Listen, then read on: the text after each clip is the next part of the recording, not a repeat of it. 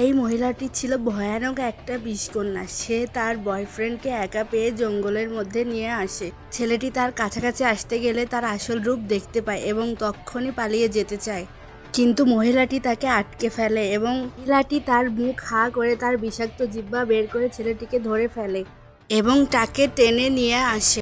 এরপর মহিলাটি তার বিষাক্ত নখ বের করে ছেলেটির হৃৎপিণ্ড বের করে নিয়ে আসে। মহিলাটি আসলে ছিল ভয়ানক একজন বিষকন্যা, যে কিনা সব পুরুষের হৃৎপিণ্ড বের করে ফেলতো। কারোর আসার শব্দ পেয়ে মহিলাটি অনায়াসেই বটগাছের ভিতর ঢুকে যায়, যেখানে ছিল তার বাস।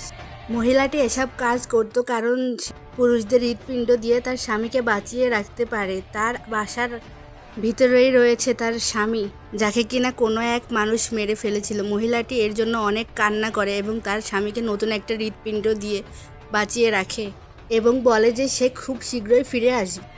মহিলাটির আলমারির ভিতর ছিল একটা গোপন দরজা, সেখান দিয়ে সে মর্গের ফ্রিজার রুমে যেতে পারত এবং সেখানে শুয়ে বরফের উপর আরাম করতে পারত, কারণ মহিলাটির শরীরে ছিল দুনিয়ার সবচেয়ে বিষধর প্রাণীর বিষ।